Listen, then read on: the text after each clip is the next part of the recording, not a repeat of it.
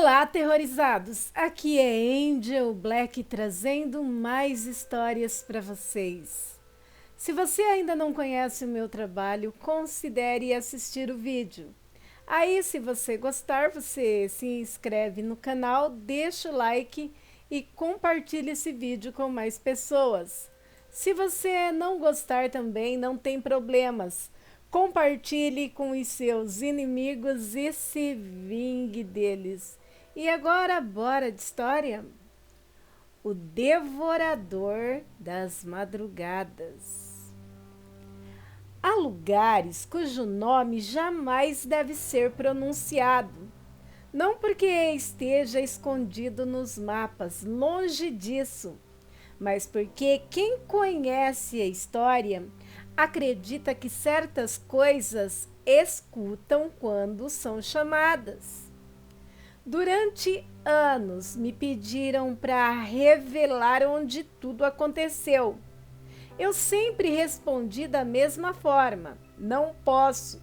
Fiz uma promessa aos poucos moradores que ainda vivem naquela região isolada no interior do México. Um lugar cercado por montanhas secas, ravinas profundas e quilômetros de plantações, onde o vento parece carregar sussurros antigos. Eles me disseram apenas uma frase: quem fala demais acaba sendo ouvido. Na época eu tinha 26 anos e trabalhava em uma enorme fazenda de criação de porcos.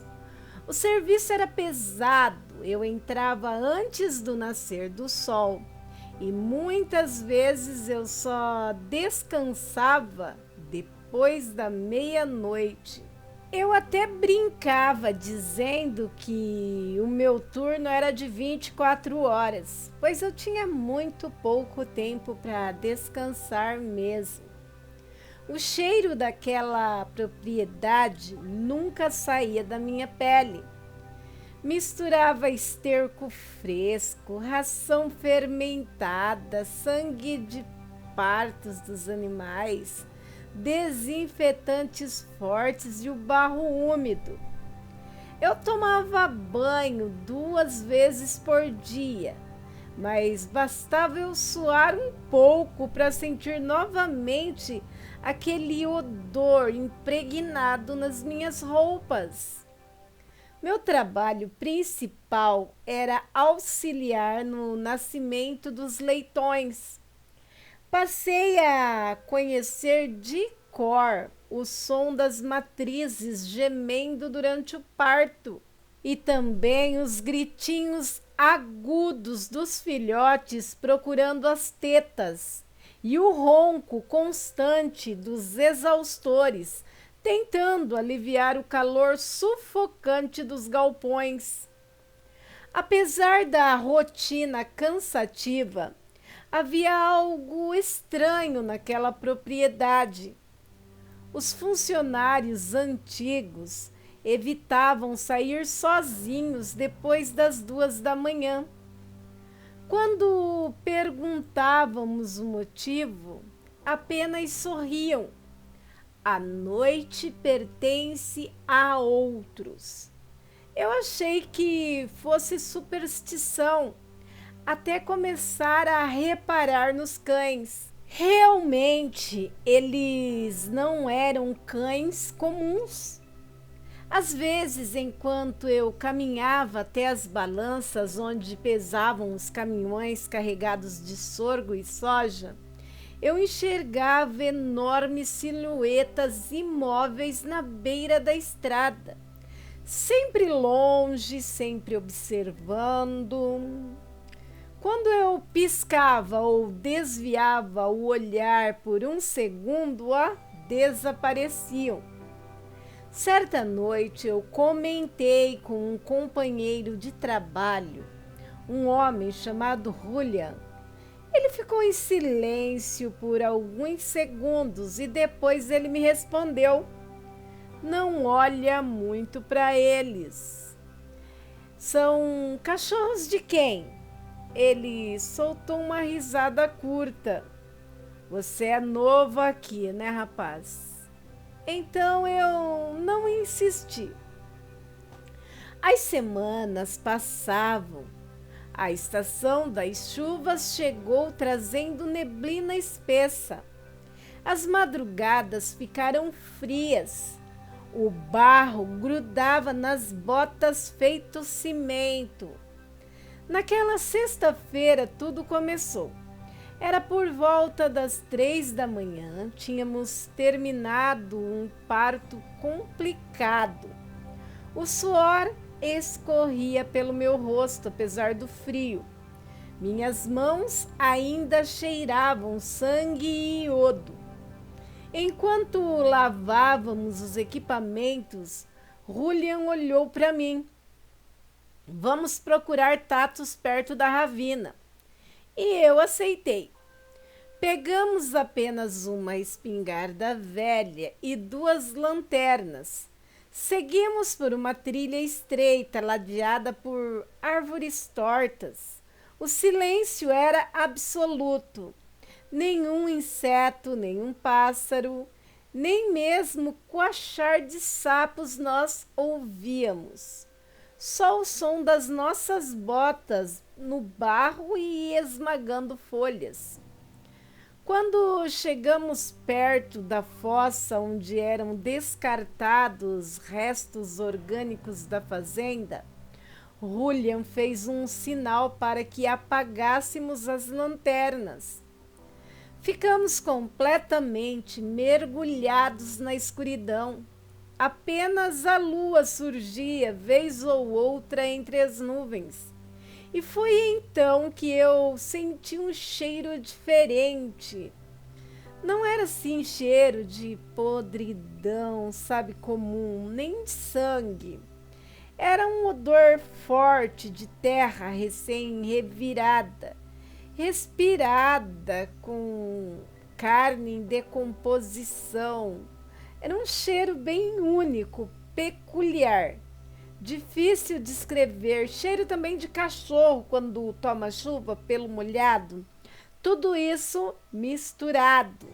E o meu estômago também embrulhou sentindo isso. Eu levantei os meus olhos e olhei no alto de uma figueira seca e vi que tinha alguma coisa lá. No início eu pensei tratar-se de um homem agachado, mas a posição era impossível. As pernas estavam dobradas para trás. Os braços eram compridos demais. As costas arqueadas lembravam muito um animal. E ele mastigava algo e mastigava bem devagar. O som dos ossos quebrando naqueles dentes ecoavam pela mata. Julian, ele permaneceu imóvel. Já eu tremia. E, sem perceber, eu acabei por acender a minha lanterna. O feixe de luz atingiu diretamente aquela coisa. Meu sangue congelou. Aquilo tinha o corpo coberto por pelos acinzentados. O focinho lembrava o de um enorme coiote, mas os olhos eram humanos, e não apenas humanos. Aqueles olhos transmitiam inteligência, malícia e, o pior de tudo, pareciam sorrir. Entre as suas mãos estava o corpo de um porco adulto, completamente aberto, e as vísceras do bicho escorriam pelos galhos. A criatura arrancou outro pedaço e continuou mastigando, enquanto nos observava. Eu, a essa altura, já não conseguia mais nem respirar. Foi quando eu ouvi um estalo atrás de mim. Eu me virei lentamente. Do outro lado da clareira surgiu outra figura muito maior que a primeira e era negra como um carvão. Deveria medir assim por alto quase 3 metros de altura. Olha, eu só não fiz as necessidades ali porque eu acho que não tinha nada pronto. Vou começar a descrever mais o bicho. O peito daquela coisa subia lentamente enquanto ele respirava. Os pelos brilhavam sob a lua como um metal molhado e o focinho era torto. Uma das orelhas parecia rasgada e os olhos, duas brasas acesas no escuro. A criatura permaneceu ali, completamente imóvel. Não rosnava, não avançava, apenas me encarava. Em certo momento eu senti minhas pernas falharem, mas logo eu recuperei a força das pernas e corri. Corri assim destrambelhado, sem direção, eu estava muito assustado. Os galhos batiam no meu rosto e espinhos rasgavam a minha camisa com pele e tudo. A mochila que eu carregava ficou presa numa cerca de arame farpado, mas eu abandonei tudo ali.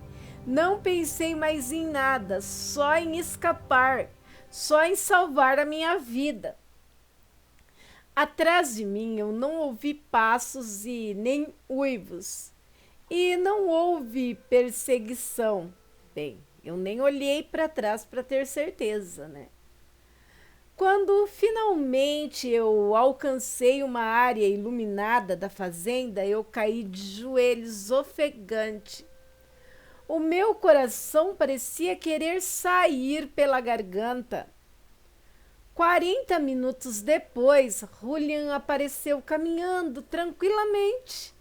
Ele carregava 2 tatus presos por uma corda. Ele sentou ao meu lado, acendeu um cigarro e perguntou: "Você viu os 2?" Eu balancei a cabeça afirmativamente. E ele deu uma longa tragada no cigarro e depois falou num tom mais baixo que o atual: "Então, rapaz, agora você sabe."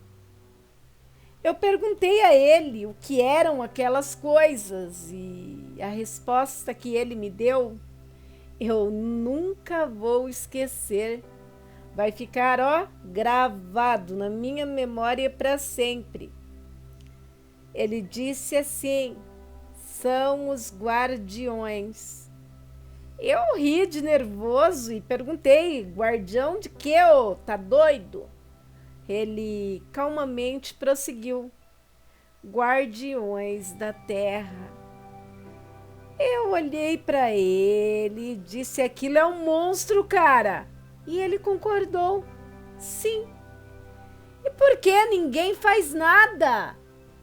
Julian olhou para os galpões, depois olhou para mim e continuou: "Porque essa fazenda, menino, existe há mais de 150 anos, muito antes de você ou eu nascer, muito antes de qualquer escritura. Quem fundou essas terras aqui fez um acordo." Eu fiquei em silêncio, né? Eu queria ouvir a história, ver aonde aquilo ia dar. Aí ele continuou: "Enquanto houver pagamento, eles protegem tudo. Pragas desaparecem. Ladrões nunca voltam.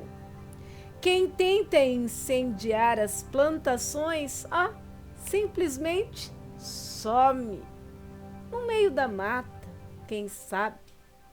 E até a seca parece respeitar essas terras." Eu engoli em seco. "Pagamento?" Aí ele apontou discretamente para os currais. Alguns porcos, de vez em quando, nada mais. Naquela noite eu não consegui dormir, mas o pior ainda estava por vir. Passei a prestar atenção no movimento da fazenda. Toda sexta-feira, alguns animais simplesmente desapareciam. Nenhuma cerca era quebrada, nenhum cadeado era violado, não havia rastros nem sangue, somente pegadas enormes surgindo perto da ravina. Pegadas que começavam como patas de lobo, depois iam mudando lentamente em pés humanos descalços. Contei cerca de 20 marcas diferentes.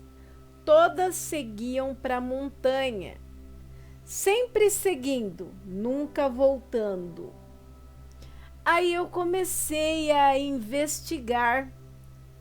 Um velho cozinheiro da fazenda aceitou conversar comigo.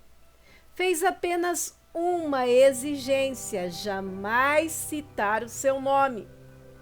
Segundo ele, os primeiros proprietários haviam recorrido a antigos feiticeiros para proteger a região contra saqueadores, pois parece que na época o saque de fazendas estava numa constante assustadora. E o ritual funcionou, mas teve um preço. Homens deixaram de ser homens, animais deixando de ser animais, e algo passou a viver entre os dois mundos. Eu perguntei se eram naguais, e o velho fez o sinal da cruz e depois respondeu: não diga esse nome alto, eles escutam, moleque. Meses depois aconteceu o pior episódio da minha vida. Era quase 4 horas da manhã quando um dos funcionários esqueceu um portão aberto. 15 porcos escaparam. Fomos procurá-los perto da ravina. A neblina cobria tudo. Encontramos apenas silêncio, mas do nada, no meio daquele silêncio, ouvimos gritos. E não eram gritos humanos e nem gritos de animais. Eram tipos de sons intermediários. E quando chegamos à clareira, vimos dezenas de corpos espalhados. Alguns porcos estavam apenas parcialmente devorados. Outros pareciam ter sido abertos cirurgicamente. No centro do massacre estava uma enorme criatura negra. Ela levantou lentamente a cabeça e o seu focinho estava completamente vermelho. Ao redor dela caminhavam outras 4 figuras menores. Uma delas ainda possuía traços nitidamente humanos. E quando nos viram, nenhuma avançou. Apenas nos observaram, como se estivéssemos diante dos verdadeiros donos daquelas terras. Julian abaixou a cabeça em sinal de respeito. Os outros também fizeram. E eu fiz o mesmo, sem entender, né? Imitei o gesto. E quando eu voltei a olhar, eles tinham desaparecido, como mágica. Não havia mais um único som e nem mesmo o som do vento. Foi demais para mim. Pedi demissão uma semana depois e nunca mais retornei. Antes de eu ir embora, Julian segurou meu braço e disse apenas: "Você pode contar o que viu, só não conte onde viu." Aí eu perguntei a ele o motivo e ele respondeu: "Porque sempre haverá alguém curioso o bastante para procurar, e eles não gostam de visitas. Hoje moro muito longe dali, tenho filhos, tenho netos, levo uma vida tranquila, mas ainda acordo em certas madrugadas sentindo aquele cheiro, sabe, que nunca mais parece ter saído de mim. E às vezes eu ouço uivos distante, e isso é grave, pois eu tenho medo, vou até a janela, olho para a escuridão. E eu agradeço por nunca ter revelado o nome daquele lugar, porque no fundo do meu coração eu continuo acreditando que as criaturas daquela montanha ainda recebem o seu pagamento e continuam protegendo aquelas terras, esperando pacientemente pela próxima madrugada e algum curioso que possa ir ver se essa história é verdadeira ou não. E aí, aterrorizados, o que vocês acharam da história de hoje? Deixem aí suas opiniões nos comentários. E se você tiver uma história, um relato, um conto, uma experiência com o sobrenatural e queira compartilhar conosco, é só enviar para o e-mail do canal que está aí na descrição do vídeo. E se você não é inscrito, se inscreve aí, vem para minha alcateia você também. E peço a todos que não saiam do vídeo sem deixar um like. Peço também para que compartilhem esse vídeo com mais pessoas. Ativem as notificações do canal, caso queiram continuar a receber os conteúdos aqui do canal Angel Black Contos de Terror. Se aparecer para vocês a opção hypar, eu peço que hypem o canal. Isso ajuda muito o YouTube compreender que o conteúdo aqui é relevante e vai estar enviando para mais pessoas. E quem quiser socorrer com superchats, super stickers ou valeu, também será de grande ajuda para o canal. E bora falar de YouTube Shopping? O YouTube fechou parceria com várias plataformas de vendas online: Mercado Livre, Shopee, Magazine Luiza, Kabum, Netshoes e Época Cosméticos. E se você escolher entrar nessas plataformas de vendas usando o YouTube Shopping, você encontrará facilidades e vantagens que você só encontra aqui. E também tem um diferencial: você entra na sua plataforma de venda favorita e continua ouvindo os relatos da Angel. Como você faz isso? Fácil, fácil. Eu deixo pinado aí no vídeo produtos de todas as plataformas mencionadas. Produtos que eu uso, que eu tenho, que eu recomendo, alguns que eu achei interessante e quis compartilhar com vocês, enfim. Basta você clicar em um desses produtos, se você se interessar, e você já estará usando o YouTube Shopping. Se você clicar nos produtos, não se interessar por nada, não tem problema. É só você entrar na sua plataforma de vendas favorita, ir para a barra de pesquisa, digitar o que você está procurando e voa lá! Boas compras para vocês! E mais, você escolhendo o YouTube Shopping e entrando aqui pelo canal Angel Black Contos de Terror, além de salvar uma graninha no final do mês, aproveitando as promoções e cupons de descontos que você só encontra aqui, você ainda ajuda aqui a criadora de conteúdo. Ou seja, YouTube Shopping é incrível, ele é bom para mim, ele é bom para você, ele é bom para todos nós. É só vantagem. E é isso aí, aterrorizados. Por hoje é só. Muito obrigado pela presença, pela permanência e pela paciência. Fiquem com Deus e eu espero poder contar com você aqui comigo no próximo vídeo. eu, você e eu, viajando pelo sobrenatural. Tchau, tchau.